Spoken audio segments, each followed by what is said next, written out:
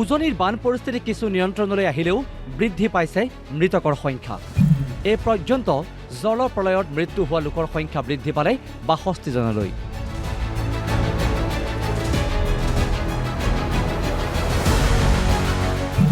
বৰ্তমানেও সন্ধানহীন হৈ আছে বহু কেইজন লোক। আপোনজনক হেৰুৱাৰ লগতে অন্ন বস্ত্ৰৰ বাবে হাহাকাৰ কৰা বানাক্ৰান্ত সহায়ৰ বাবে যথোচিত ব্যৱস্থা গ্ৰহণ কৰিছে ৰাজ্য চৰকাৰে। বায়ুসেনাই আকাশ মাৰ্গেৰে সাহায্য আগবঢ়োৱাৰ লগতে সেনা বাহিনীয়েও বানপীড়িত অঞ্চলত আগবঢ়াইছে সাহায্য। ড্ৰোনেৰেও সাহায্য আগবঢ়াইছে বানাক্ৰান্ত।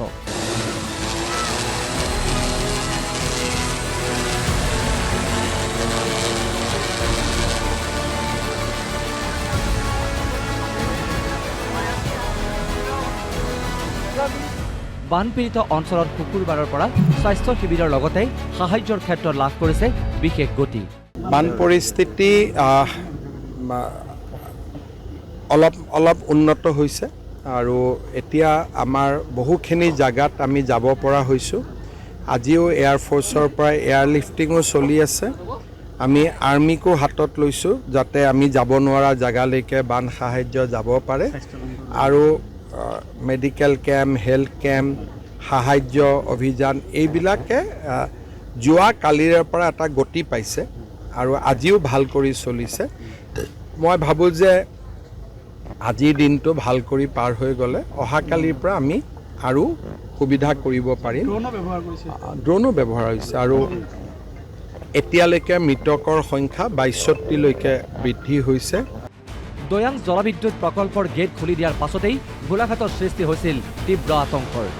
দৈয়াঙৰ পৰা অহা পানীয়ে গোলাঘাটত যিদৰে প্ৰভাৱিত কৰিব বুলি আশংকা কৰিছিল সেয়া দূৰ হৈছে বুলি সদৰি কৰিলে মুখ্যমন্ত্ৰীয়ে। দৈয়াঙৰ পৰা যিটো পানী নামি আহি গোলাঘাটক প্ৰভাৱিত কৰাৰ সম্ভাৱনা আছিলে সেই সম্ভাৱনাটো এতিয়া নাই, কাৰণ ধনশিৰি আৰু ব্ৰহ্মপুত্ৰ যথেষ্ট তলেদি বৈ থকাৰ কাৰণে দৈয়াঙৰ পৰা অহা পানীটো ওলাই যাব পাৰিছে। সেইকাৰণে গোলাঘাটক লৈ আমাৰ যিখিনি শংকা আছিলে সেই শংকাখিনি বহু পৰিমাণে দূৰ হৈছে।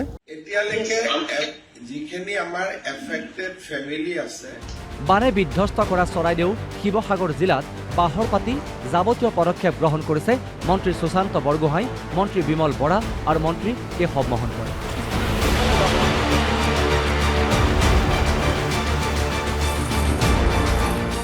মন্ত্ৰীকেইগৰাকীয়ে বানাক্ৰান্তক উদ্ধাৰৰ ক্ষেত্ৰত আগবঢ়াইছে সহযোগিতা। আজি কেন্দ্ৰীয় মন্ত্ৰী সৰ্বানন্দ সোণোৱালো ৰাওনা হৈছে উজনিলৈ। 2 এদিনৰ ভিতৰতে পুনৰ শিৱসাগৰ চৰাইদেউলৈ যাব মুখ্যমন্ত্ৰীগৰাকী।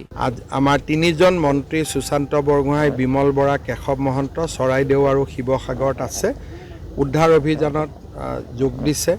আজি আমাৰ কেন্দ্ৰীয় মন্ত্ৰী সৰ্বানন্দ সোণোৱাল ডাঙৰীয়াও যাব আৰু 2 এদিনৰ ভিতৰত মই আকৌ এবাৰ তাতে যাম যাতে মানুহখিনিক আমি সকলো ফালৰ পৰা সহায় কৰিব পাৰোঁ। অৱশ্যে সংহাৰী বানে শেষ কৰি থৈ গ'ল আপোন ঘৰখন, শেষ কৰি দিলে বহু আপোন মানুহক। এতিয়া বানাক্ৰান্তৰ কেৱল চকুলো। Bureau report, Assam live 24।